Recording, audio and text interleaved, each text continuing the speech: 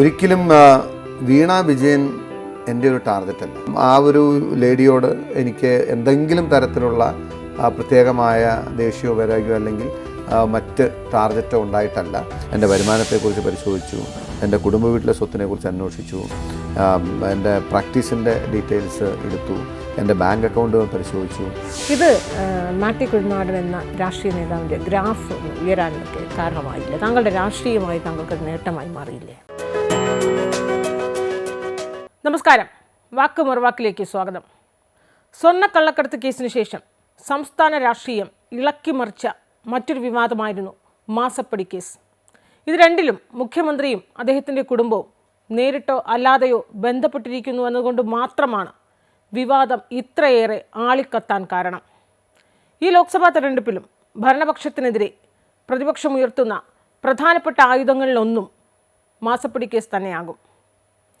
വീണ വിജയനും എക്സാലോജിക്കിനുമെതിരെ ആരോപണങ്ങൾ ഉയരുമ്പോഴൊക്കെ നിയമസഭയ്ക്കകത്തും പുറത്തും പ്രതിപക്ഷ നിരയിൽ നിന്ന് ഉയർന്നു കേൾക്കുന്ന ആർജവമുള്ള ശബ്ദം അന്നും ഇന്നും മാത്യു കുഴൽനാടൻ MLA തന്നെയാണ്. ഇന്ന് നമ്മോടൊപ്പം ചേരുന്നു ശ്രീ മാത്യു കുഴൽനാടൻ MLA. സ്വാഗതം. നമസ്കാരം. ഈ വീണ വിജയനും എക്സാലോജിക്കിനുമെതിരായ ഗുരുതരമായ കണ്ടെത്തലുകൾ പ്രധാനപ്പെട്ട അന്വേഷണ ഏജൻസികൾ, അന്വേഷണ ഉദ്യോഗസ്ഥരൊക്കെ പുറത്തുവിടുമ്പോൾ അത് മാധ്യമങ്ങളിലൂടെ വാർത്തയാകുന്നു. പക്ഷെ നിരന്തരം ആ വാർത്ത മാത്രമായി അതിൻ്റെ പുറകെ നടക്കുക, അതിൻ്റെ ഫോളോ അപ്പ് ചെയ്യുക, അതിൻ്റെ അപ്ഡേറ്റ്സ് ചെയ്യുക, അതൊരു പരമ്പരയായി കൊണ്ടുവരിക എന്നത് ഈ വാർത്തകളുടെ കുത്തൊഴുക്കുള്ളൊരു കാലഘട്ടത്തിൽ മാധ്യമങ്ങൾക്കത് പ്രായോഗിക ബുദ്ധിമുട്ടേറെയുണ്ട്. പക്ഷേ എക്സാലോജിക്കിനും വീണ വിജയനുമെതിരെ ഗുരുതരമായ കണ്ടെത്തലുകൾ, അതിൻ്റെ പുറകെ നടന്ന് കണ്ടെത്തലുകൾ നടത്തി മാധ്യമങ്ങളിലൂടെ പുറത്തു വരുന്നു. അത് പൊതുസമൂഹത്തിൽ ചർച്ചയാക്കുന്ന ആ ഒരു ഉത്തരവാദിത്വം, അത് ഒരു പ്രത്യേക ഉത്തരവാദിത്വമായി മാത്യു കുഴൽനാടൻ ഏറ്റെടുത്തിരിക്കുകയാണ്. അത് അങ്ങനെ ഒരു പ്രത്യേക ഉത്തരവാദിത്വം എന്ന നിലയിൽ ഏറ്റെടുക്കുന്നതല്ല, മറിച്ച് ഞാൻ സ്വാഭാവികമായിട്ടും ഈ വിഷയം വരികയും ഈ വിഷയം നിയമസഭയുടെ ഫ്ലോറിൽ റേസ് ചെയ്തത് ഞാനാണ്. അപ്പോൾ അതിനോടുണ്ടായൊരു പ്രതികരണവും അല്ലെങ്കിൽ അതിനുണ്ടായ ഒരു റെസിസ്റ്റൻസൊക്കെ നമ്മളെല്ലാവരും കണ്ടതാണ്. അപ്പോൾ അങ്ങനെ വന്നപ്പോൾ ആധികാരികമായ ആ വിഷയം ജനങ്ങളുടെ മുമ്പിൽ പ്ലേസ് ചെയ്യുക എന്നുള്ളത് പിന്നെ എൻ്റെ ഉത്തരവാദിത്തമായി മാറി. അങ്ങനെയാണ് നമ്മൾ പത്രസമ്മേളനങ്ങളിലേക്ക് വരികയും നിയമസഭയിൽ സംസാരിക്കാൻ അനുവദിക്കാതെ വന്നപ്പോഴാണ് ഞാൻ ഈ വിഷയം പൊതുസമൂഹത്തിന് മുമ്പിലേക്ക് കൊണ്ടുവന്നു. അന്ന് തന്നെ ഞാൻ പറഞ്ഞിരുന്നു, എന്നെ അങ്ങനെ മൈക്ക് ഓഫ് ചെയ്തോ അല്ലെങ്കിൽ വായടപ്പിച്ചോ അല്ലെങ്കിൽ ശബ്ദകോലാഹലം കൊണ്ട് എൻ്റെ പ്രസംഗം തടസ്സപ്പെടുത്തിയോ നിങ്ങൾക്ക് എന്നെ തടയാനാവില്ല.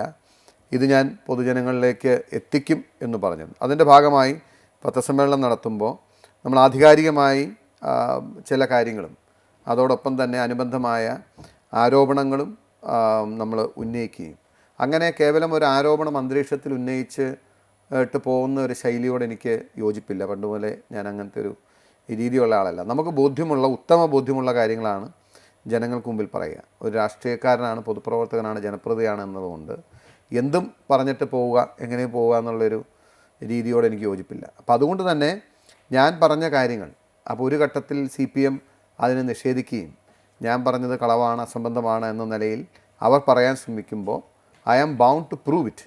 അപ്പോൾ അതിൻ്റെ ഭാഗമായിട്ടാണ് ഇത്രയും ഡീപ്പായിട്ട് അതിലേക്ക് പോവുകയും ഇത്രയേറെ പത്രസമ്മേളനങ്ങളും അതുപോലെ കാര്യങ്ങളും കൊണ്ടുവന്ന് പൊതുജന സമൂഹത്തിന് മുമ്പിൽ ഇത് വെക്കേണ്ടി വന്ന ഒരു സാഹചര്യം അതായിരുന്നു. താങ്കൾ ശരിക്കും വീണ വിജയനെയാണോ പിണറായി വിജയനെയാണോ ലക്ഷ്യമിടുന്നത്? അത് ചോദിക്കാൻ കാര്യം, മുമ്പ് ഈ മെൻറ്റർ വിവാദമൊക്കെ വന്നപ്പോൾ മുഖ്യമന്ത്രി, അത് വീണ വിജയനെ ആയിരുന്നു, എക്സാലോജിക്കായിരുന്നു താങ്കൾ ഉയർത്തിയതെങ്കിൽ കൂടിയും മുഖ്യമന്ത്രി നിയമസഭയെ തെറ്റിദ്ധരിപ്പിച്ചു എന്ന് കരുതി അവകാശ ലംഘനത്തിന് നോട്ടീസ് നൽകുന്നു.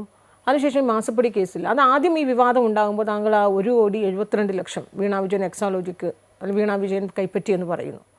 അതിനുശേഷം ഏറ്റവും ഒടുവിൽ നടത്തിയ വാർത്താ സമ്മേളനത്തിൽ 100 കോടി 135 കോടി CMRLൻ്റെ അതിൽ 100 കോടിയും വാങ്ങിയത് പിണറായി വിജയൻ, PV എന്ന പിണറായി വിജയനാണെന്ന് താങ്കൾ പറയുന്നു. അതായത് ഏറ്റവും ഒടുവിൽ താങ്കൾ വീണ വിജയനിൽ നിന്ന് പിണറായി വിജയനിലെത്തി. ശരിക്കും മുഖ്യമന്ത്രിയാണോ താങ്കൾ ലക്ഷ്യമിടുന്നത്? അത് ഞാൻ ഒന്ന് ക്ലാരിഫൈ ചെയ്യാൻ ആഗ്രഹിക്കുന്ന ഒരു കാര്യം കൂടിയാണ്. ചോദ്യം നന്നായി എന്ന് ഞാൻ പറയും.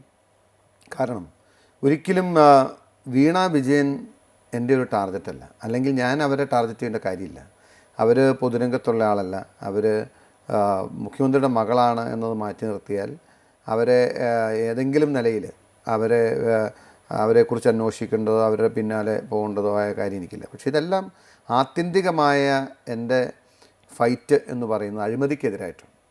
അഴിമതിക്കെതിരെ ഇന്ന് സംസ്ഥാനത്ത് നടമാടുന്ന കൊടിയ അഴിമതിക്കെതിരായിട്ടുള്ള പോരാട്ടം നടത്തുമ്പോൾ അതിന് നേതൃത്വം നൽകുന്നത് മുഖ്യമന്ത്രിയാകുമ്പോൾ, മുഖ്യമന്ത്രിയുടെ കുടുംബം അതിൽ ഇൻവോൾവ് ആയിരിക്കുമ്പോൾ, മുഖ്യമന്ത്രി അത് ഫെസിലിറ്റേറ്റ് ചെയ്യുമ്പോൾ സ്വാഭാവികമായിട്ടും നമുക്ക് കോക്സ് ഓൺ ദ വീൽ എന്ന് പറഞ്ഞതുപോലെ ഇത് കണക്ട് ചെയ്യാൻ പറ്റുന്ന ഇൻസിഡൻസും സംഭവങ്ങളും വീണ വിജയനുമായിട്ട് റിലേറ്റ് ചെയ്ത് കിടക്കുന്നതുകൊണ്ടാണ് വീണ വിജയൻ്റെ കമ്പനിയെക്കുറിച്ചും കമ്പനി നടത്തിയ ഇടപാടുകളെക്കുറിച്ചും നിയമവിരുദ്ധ കാര്യങ്ങളെക്കുറിച്ചും വീണ വ്യക്തിപരമായി അവരുടെ അക്കൗണ്ടിലേക്ക് പണം വാങ്ങിയതിനെക്കുറിച്ചുമൊക്കെ പറയാൻ നമ്മൾ നിർബന്ധരാകും.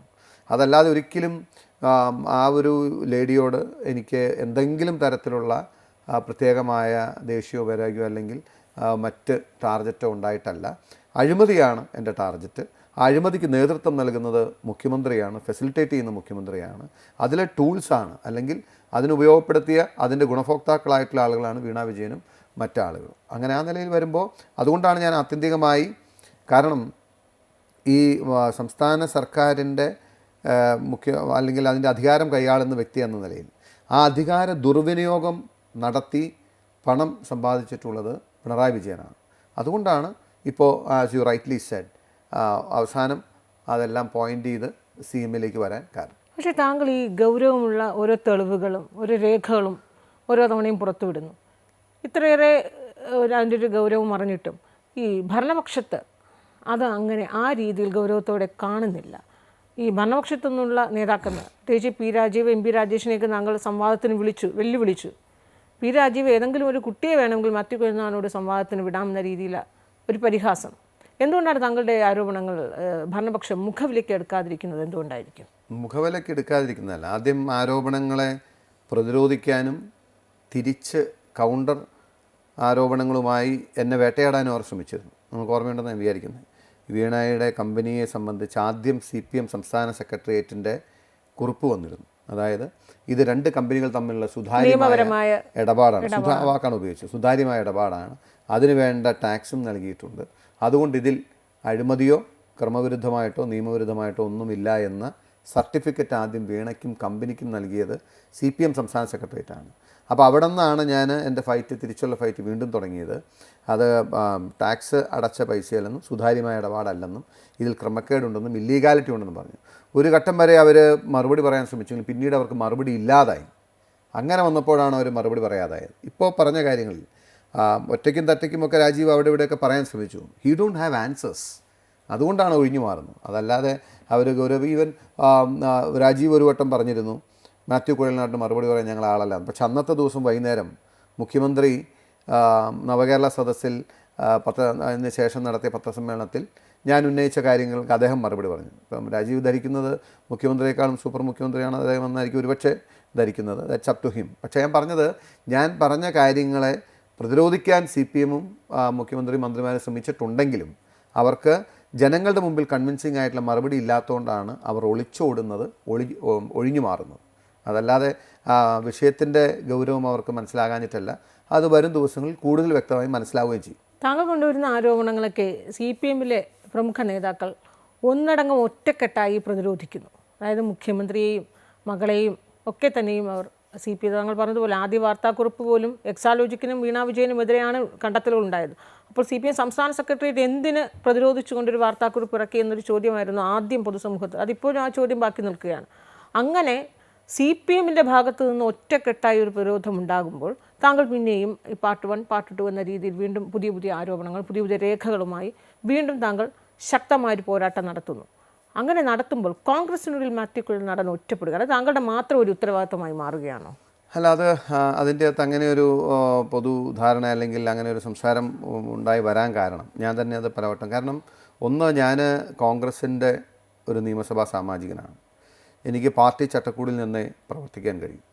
പാർട്ടിയുടെ അനുമതിയില്ലാതെ സർട്ടൻ കാര്യങ്ങൾ നിയമസഭയ്ക്ക് അകത്താണെങ്കിലും പുറത്താണെങ്കിലും എനിക്ക് എൻ്റേതായ സ്വാതന്ത്ര്യമുണ്ടെങ്കിൽ കൂടിയും അതിനെല്ലാത്തിനും പാർട്ടിയുടെ ഒരു അതിർവരമ്പ് എന്താണല്ലോ ഉണ്ട്. അപ്പോൾ ഞാൻ നടത്തുന്ന ഈ പോരാട്ടത്തിന് KPCC അധ്യക്ഷൻ്റെയും പ്രതിപക്ഷ നേതാവിൻ്റെയും അനുമതിയും പിന്തുണയും ഇല്ലാതെ എനിക്ക് മുന്നോട്ട് പോകാൻ കഴിയില്ല. പിന്നെ ഇത് വളരെ ടെക്നിക്കലായിട്ടും വളരെ ഇൻട്രൻസിക്കായിട്ടുള്ള ഒരു ഇഷ്യൂ ആണ്. കാരണം റിലേറ്റ് ചെയ്ത് പല പല കാര്യങ്ങളുണ്ട്, ഒരുപാട് നിയമങ്ങളുണ്ട്, നൂലാമാലകളുണ്ട്.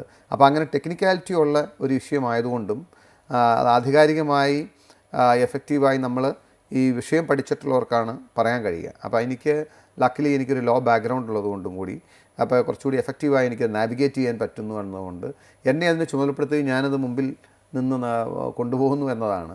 അതിൻ്റെ അർത്ഥം പാർട്ടിയിൽ ഞാൻ ഒറ്റപ്പെടുന്നു അല്ലെങ്കിൽ പാർട്ടിയുടെ പിന്തുണ അല്ലെങ്കിൽ പാർട്ടിയുടെ ഒരു അനുമതിയോ ഇല്ല എന്ന് ഒരർത്ഥമാക്കേണ്ടതില്ല എന്നാണ്. സാധാരണഗതിയിൽ സമുന്നതരായ രാഷ്ട്രീയ നേതാക്കൾക്കെതിരെ ആരോപണങ്ങൾ ഉണ്ടാകുമ്പോൾ, ഗൗരവമേറിയ ആരോപണങ്ങളൊക്കെ ഉണ്ടാകുമ്പോൾ വളരെയേറെ ശ്രദ്ധ കിട്ടാറുണ്ട്. പ്രത്യേകിച്ച് ഇപ്പോൾ നാട് ഭരിക്കുന്ന മുഖ്യമന്ത്രിയും അദ്ദേഹവുമായി ബന്ധപ്പെട്ടവർക്കെതിരെയാണ് ആരോപണമെങ്കിൽ പ്രത്യേകിച്ച് പറയേണ്ട ആവശ്യമില്ല. പൊതുസമൂഹത്തിൽ എവിടെയും ചർച്ച ചെയ്യപ്പെടുന്ന ഒരു ആരോപണമായിരിക്കും. സ്വാഭാവികമായും ആരോപണം ഉന്നയിച്ച വ്യക്തിയും അതിലൂടെ ഏറെ ശ്രദ്ധ കിട്ടും. മാത്യു കുഴൽനാടൻ എന്ന MLA ഈ അടുത്ത കാലങ്ങളിലൊക്കെ അറിയപ്പെടുന്നത് മുഖ്യമന്ത്രിക്കും മകൾക്കുമെതിരായ ആരോപണങ്ങൾ നിയമസഭയ്ക്കകത്തും പുറത്തും പറയാൻ കെൽപ്പുള്ള കോൺഗ്രസിലെ ഒരു നേതാവെന്ന രീതിയിലാണ് സമൂഹ മാധ്യമങ്ങളിലടക്കം ചർച്ച ചെയ്യുന്നത്. ഇത് മാത്യു കുഴൽനാടൻ എന്ന രാഷ്ട്രീയ നേതാവിൻ്റെ ഗ്രാഫ് ഒന്ന് ഉയരാനൊക്കെ കാരണമായില്ലേ? താങ്കളുടെ രാഷ്ട്രീയമായി താങ്കൾക്കത് നേട്ടമായി മാറിയില്ലേ? അല്ല, നമ്മളിപ്പോൾ രാഷ്ട്രീയത്തിൽ അങ്ങനെ പല പല സാഹചര്യങ്ങൾ വരും. നമുക്ക് ചിലപ്പോൾ നമ്മൾ എടുക്കുന്ന നിലപാടുകൾ, ആ നിലപാടുകൾ നമുക്ക് പൊതുസമൂഹത്തിൽ സ്വീകാര്യത ഉണ്ടാക്കും. ചില നിലപാടുകൾ പൊതുസമൂഹത്തിൽ നമുക്ക് സ്വീകാര്യത കുറയ്ക്കും. ചില പോരാട്ടങ്ങൾ നമുക്ക് സമൂഹത്തിൽ ആകാംക്ഷ അല്ലെങ്കിൽ കൂടുതൽ ജനങ്ങളുടെ പിന്തുണ ലഭിക്കും. ചില പോരാട്ടങ്ങൾ നമ്മൾ വിചാരിക്കുന്നത് പോലെ അതൊക്കെ സ്വാഭാവികമായി നടക്കുന്നൊരു കാര്യമാണ്. ഈ വിഷയത്തിൽ പൊതുസമൂഹത്തിൻ്റെ വലിയൊരു പിന്തുണ എനിക്ക് കിട്ടിയിട്ടുണ്ട് എന്നത് സത്യമാണ്. ഞാൻ പോലും പ്രതീക്ഷിക്കുന്നതിനും എത്രയോ ഇരട്ടിയാണ് ഈ വിഷയത്തിൽ. അത് കാണിക്കുന്നത് മാത്യു കുഴൽനാടൻ എന്നുള്ള നേതാവിൻ്റെ അല്ലെങ്കിൽ പൊതുപ്രവർത്തകൻ്റെ ജനപ്രതിനിധിയുടെ മഹത്വം കൊണ്ടല്ല, അല്ലെങ്കിൽ നമ്മളെ ആ വിഷയത്തിൻ്റെ ഗ്രാവിറ്റി, ജനങ്ങൾ എന്തുമാത്രം, പൊതുസമൂഹം എന്തുമാത്രം അഴിമതിക്കെതിരായിട്ടുള്ളൊരു പോരാട്ടം ആഗ്രഹിക്കുന്നു എന്നതാണ് അത് കാണിക്കുന്നത്. അതുകൊണ്ടാണ് അതുപോലൊരു പിന്തുണ ഉണ്ടാവാൻ കാരണം. ആ വിഷയത്തിൻ്റെ ഒരു ഇതും പിന്നെ ഞാൻ പ്രതീക്ഷിക്കുന്നത്, ഞാൻ ഈ പോരാട്ടത്തിൽ എൻ്റെ ആത്മാർത്ഥതയും സത്യസന്ധതയും ബോധ്യപ്പെടുത്താൻ ഞാൻ പരിശ്രമിച്ചിട്ടുണ്ട്. അത് ജനങ്ങൾക്ക് ബോധ്യപ്പെട്ടതുകൊണ്ടുകൂടി ആകണം അങ്ങനെ ഒരു പിന്തുണ പെട്ടെന്ന് ഉണ്ടായി വരാൻ കാരണം. അത് ഞാൻ നിലനിർത്താനാണ് പരിശ്രമിക്കുന്നത്. അല്ല, ഈ രീതിയിൽ ജനപിന്തുണയുമായി വലിയ രീതിയിൽ പോകുമ്പോൾ അത് മുന്നിൽ കണ്ടുകൊണ്ടാണോ പലപ്പോഴും ഈ വിഷയത്തിലൊക്കെ കോൺഗ്രസിൻ്റെ രീതിയിൽ നിന്നൊക്കെ ചെറിയൊരു ഒറ്റപ്പെടലൊക്കെ ഉണ്ടാകുന്നത്? അതായത് തിരിച്ച് CPM താങ്കളെ ടാർഗറ്റ് ചെയ്യുന്ന രീതിയിൽ പോലും താങ്കൾക്കെതിരെ അന്വേഷണവും ഈ ചിന്നക്കനാലിലെ ഭൂമി ബന്ധപ്പെട്ടുള്ള ആരോപണങ്ങളും കേസ് അന്വേഷണവും ഒക്കെ വരുന്ന ഘട്ടങ്ങളിൽ പോലും പലപ്പോഴും ഒരു മാധ്യമങ്ങളുടെ ഭാഗത്തുനിന്ന് ശ്രദ്ധിക്കുകയാണെങ്കിൽ താങ്കളൊന്ന് ഒറ്റപ്പെടുന്നതായി പലപ്പോഴും തോന്നിയിട്ടുണ്ട്. അതൊരു പക്ഷേ ഇതൊക്കെ മുന്നിൽ കണ്ടുകൊണ്ടായിരിക്കുമോ കോൺഗ്രസിൻ്റെ ഭാഗത്തുനിന്നൊരു നീക്കം? ഇല്ല, ഞാൻ അങ്ങനെ കാണുന്നില്ല. കാരണം വിഷയങ്ങൾ വന്നപ്പോൾ പാർട്ടി നേതൃത്വം എന്നെ ഏറ്റവും ഉന്നതരായിട്ടുള്ള ഇപ്പോൾ KC വേണുഗോപാൽ അടക്കം ഈ വിഷയത്തിൽ എനിക്ക്, അതുപോലെ കേരള പ്രദേശ് കോൺഗ്രസ് കമ്മിറ്റിയുടെ അധ്യക്ഷൻ ശ്രീ K. സുധാകരൻ, ശ്രീ VD സതീശൻ, ഇവരാണല്ലോ ഒരു ലീഡർഷിപ്പ് ലൈൻ എന്ന് പറയുന്നത്. അവരെല്ലാവരും ഈ വിഷയത്തിൽ എനിക്ക് വളരെ ശക്തമായ പിന്തുണ തരും. എനിക്കെതിരെ വേട്ടയാടലുണ്ടായപ്പോൾ എന്താണ് സ്ഥിതി, എന്താണ് വേണ്ടത്, അല്ലെങ്കിൽ പാർട്ടി എന്ന് ഞാൻ പറഞ്ഞു, I M capable of defending myself എന്ന് തന്നെയാണ് ഞാൻ പറഞ്ഞത്. ഞാൻ തന്നെ എനിക്ക് തന്നെ പ്രശ്നങ്ങളില്ല, എനിക്കറിയാം, let them do what they want, I can face it my own എന്നുള്ളൊരു ലൈൻ എടുത്തതുകൊണ്ട് അങ്ങനെ പാർട്ടി പ്രത്യേകിച്ച് അങ്ങനെ പ്രതിരോധിക്കേണ്ടി വന്നില്ല എന്ന് വേണമെങ്കിൽ പറയാം. അതുകൊണ്ടാണ്, അതല്ലാതെ വേറൊരു നിലയിൽ ഞാനതിനെ കാണുന്നില്ല. എന്തായാലും ഈ മാസപ്പടി കേസിൽ വീണ വിജയനും എക്സാലോജിക്കിനുമെതിരെ ഏതറ്റം വരെ, എൻ്റെ അവസാനം, അതായത് പ്രതിസ്ഥാനത്ത് നിൽക്കുന്നവരെ നിയമത്തിന് മുന്നിൽ കൊണ്ടുവരിക, അതാണല്ലോ താങ്കൾ ആഗ്രഹിക്കുന്നത്. അതിനുവേണ്ടിയുള്ളൊരു നിയമ പോരാട്ടമൊക്കെ ഏതുവരെ എത്തി? ഇതിന് 2 ഡയമെൻഷനുണ്ട്. ഒന്ന്, പൊതുസമൂഹത്തിന്, ഞാനൊരു ജനപ്രതിനിധി എന്ന നിലയിൽ ഞാൻ പൊതുസമൂഹത്തിന് മുമ്പിലുള്ള എൻ്റെ ആർഗ്യുമെൻ്റാണ് ആദ്യഘട്ടങ്ങളിൽ നടന്നത്. പാർട്ട് 1, പാർട്ട് 2, പാർട്ട് 3 എന്ന നിലയിൽ ഈ വിഷയത്തിൽ മുഖ്യമന്ത്രിയും കുടുംബവും നടത്തിയിട്ടുള്ള അഴിമതിയും അത് എണ്ണി അക്കമിട്ട് പറയുകയും അതിന് ഉപോത്ബലകമായ തെളിവുകൾ ഇത് നിയമസഭയിലായിരുന്നു ഏറ്റവും നല്ലത്. നിയമസഭയിലാണെങ്കിൽ മറുവശത്തിന് വേണമെങ്കിൽ അപ്പോൾ തന്നെ തിരിച്ചവരുടെ കൗണ്ടർ ആർഗ്യുമെൻറ്റ് പറയാം, അവർക്ക് ഡോക്യുമെൻറ്റ്സ് ഉണ്ടെങ്കിൽ നിയമസഭയിൽ രേഖയായി സമർപ്പിക്കാം. അപ്പോൾ ഇത് ജനം കണ്ടുകൊണ്ടിരിക്കുകയും ജനത്തിന് ഒരു വിധി എഴുതുകയും ചെയ്യാം. ഇതിൽ ആര് പറഞ്ഞാണ് ശരി, ആര് പറഞ്ഞാണ് തെറ്റ്, ആരാണ് കള്ളം പറയാൻ ശ്രമിച്ചത്, ആരാണ് അഴിമതി നടത്തിയിട്ടുള്ളത്, ആരുടെ ഭാഗമാണ് ശരി, അതിന് വേണ്ടിയിട്ടാണ് നിയമസഭ. പക്ഷേ നിയമസഭയിൽ ഒരിക്കലും ഇവർ ഡിബേറ്റ് അനുവദിച്ചിട്ടില്ല. CPM പ്രത്യേകിച്ച് മന്ത്രിമാരടക്കം നിന്ന് പ്രസംഗങ്ങളെല്ലാം തടസ്സപ്പെടുത്തുകയും സഭ തടസ്സപ്പെടുത്തുകയും ഭരണപക്ഷം തന്നെ സഭ സ്തംഭിപ്പിക്കുന്ന സ്ഥിതിയുണ്ടായി, ഈ വിഷയം ഉന്നയിപ്പിക്കരുത് എന്നുള്ള നിർബന്ധ ബുദ്ധിയാൽ. പക്ഷേ അത് അവർക്ക് ഗുണമാണോ ദോഷമാണോ ചെയ്തതെന്നുള്ളത് നമുക്ക് പിന്നീട് ഒടുവിൽ വിലയിരുത്താവുന്നതാണ്. പക്ഷേ അങ്ങനെ ഒരു ഹെൽത്തി ആയിട്ടുള്ളൊരു ഡിബേറ്റും ഡിസ്കഷനും ഇല്ലാതെ വരികയും അങ്ങനെ ഞാൻ ജനങ്ങൾക്ക് മുമ്പിലുള്ള ആർഗ്യുമെൻ്റ് എൻ്റെ ഭാഗം പ്ലേസ് ചെയ്യുകയും അറ്റ് ടൈംസ് CPMൻ്റെ മന്ത്രിമാരും ഒക്കെ മറുപടി പറയാനും നിഷേധിക്കാനും ഒക്കെ പരിശ്രമിച്ചെങ്കിലും ഇനി അതിൻ്റെ രണ്ടാം ഭാഗം എന്ന് പറയുന്നത് ഇതിലപ്പോൾ എല്ലാവരും ചോദിക്കും, ഇത്രയും തെളിവുകളുണ്ടെങ്കിൽ നിങ്ങൾ എന്തുകൊണ്ട് കുറേ നാളായി അങ്ങനെയൊരു സോഷ്യൽ മീഡിയയിൽ അവിടെ ഇവിടെയൊക്കെ ഇങ്ങനെ എന്തുകൊണ്ട് മാത്യു കോടതി പോകുന്നില്ല, എന്നാൽ പിന്നെ പോകാൻ പാടില്ല. പക്ഷേ അത് അതിൻ്റെ ഒരു ടൈമുണ്ട്. ഞാൻ വിജിലൻസിൽ പരാതി കൊടുത്തിരുന്നു. വിജിലൻസ് ആക്ട് ചെയ്യാതെ അവർക്ക് മോർ ദാൻ 3 months ഞാൻ കൊടുത്തിട്ടും അവർ ആക്ട് ചെയ്യാത്ത പശ്ചാത്തലത്തിലാണ് ഈ കഴിഞ്ഞ ദിവസം, അത് നിങ്ങളുടെ ശ്രദ്ധയിൽ വന്നിട്ടുണ്ടാവുമെന്നാണ് ഞാൻ വിചാരിക്കുന്നത്, തിരുവനന്തപുരം വിജിലൻസ് കോടതിയിൽ ഔദ്യോഗികമായി പരാതി, ഞാൻ തന്നെ പരാതിക്കാരനായി പരാതി സമർപ്പിച്ചിട്ടുണ്ട്, ഹർജി നൽകിയിട്ടുണ്ട്.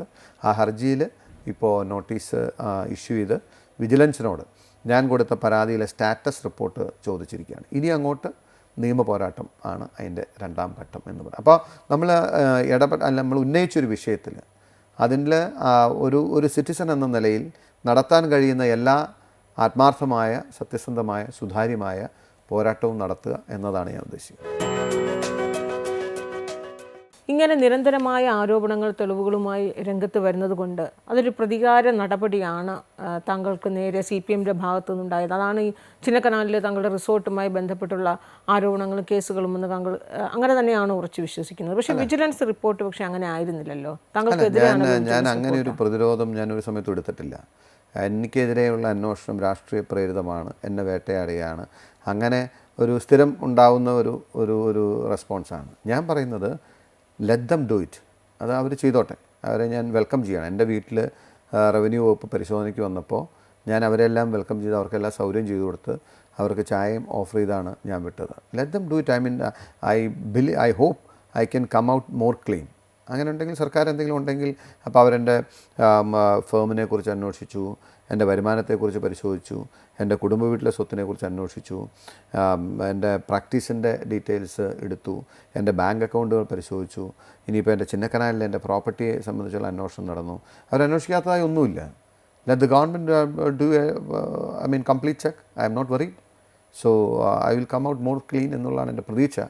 സോ അതുകൊണ്ട് ഞാൻ അങ്ങനെ രാഷ്ട്രീയ പ്രേരിതമാണെന്നോ അന്വേഷണം നടത്തുന്നത്, പക്ഷേ നിയമവിരുദ്ധമായി അല്ലെങ്കിൽ നിയമത്തിനപ്പുറത്ത് നിന്ന് എൻ്റെ നേരെ അന്വേഷണം തിരിച്ചുവിടാൻ ശ്രമിച്ചാൽ ഐ വിൽ ഡ്യൂ കോഴ്സിൽ നിയമപരമായിട്ടുള്ള നടപടികൾ സ്വീകരിക്കും. അത് ഞാൻ ഉദ്യോഗസ്ഥരോടും പറഞ്ഞിട്ടുണ്ട്. നിങ്ങൾ നിയമത്തിൻ്റെ ഫ്രെയിംവർക്കിനകത്ത് നിന്ന് നിങ്ങൾ എന്ത് ചെയ്യുന്നതിനും എന്ത് അന്വേഷിക്കുന്നതിനും കുഴപ്പമില്ല. സംസ്ഥാനത്ത് കോൺഗ്രസ് ഇപ്പോൾ നേരിടുന്ന വലിയൊരു പ്രശ്നം, അത് പ്രതിസന്ധി എന്നൊന്നും പറയുന്നില്ല, വലിയൊരു പ്രശ്നം, നല്ലൊരു കരുത്തനായ അല്ലെങ്കിൽ നല്ലൊരു കെൽപ്പുള്ളൊരു നേതാവ് ഇല്ല. അതാണ് പൊതുവെ പൊതുസമൂഹത്തിൽ നിന്നൊക്കെ ഉയരുന്നത്. ഈ നേതാക്കന്മാർക്കിടയിൽ ഐക്യമുണ്ട് എന്ന് തന്നെ എത്ര തന്നെ പറഞ്ഞാലും അത് എത്ര മറച്ചു വെച്ചാലും പല സന്ദർഭങ്ങളിലുമൊക്കെ അത് മറന്നീക്കി പല ആവർത്തി അത് പുറത്തു വന്നുകൊണ്ടേയിരിക്കുന്നു. അപ്പോൾ അങ്ങനെ വരുന്ന ഘട്ടങ്ങളിലാണ് ഇപ്പോൾ മാത്യു കുഴൽനാടനെ പോലുള്ളവർ അല്ലെങ്കിൽ അടുത്തൊരു തലമുറയിലേക്കൊക്കെ അണികളിലൊരു വിശ്വാസം അർപ്പിക്കുന്നത്. ഉറപ്പായും അങ്ങനെ ഒരു പ്രതിസന്ധി നേതൃത്വത്തിനിടയിലുള്ളത് കൊണ്ടായിരിക്കില്ലേ? ഇല്ല, നിങ്ങൾ പറഞ്ഞ പോലെ തന്നെ അങ്ങനെ ഒരു പ്രതിസന്ധിയോ പ്രശ്നമൊന്നും കോൺഗ്രസ്സില്ല. കോൺഗ്രസ്സിന് ശക്തരായ ഒരു നിര നേതാക്കന്മാർ തന്നെ ഉണ്ട്. അതാണ് പലപ്പോഴും ഒരു ഇതായിട്ട് പാർട്ടിക്കകത്ത് വരാറ്.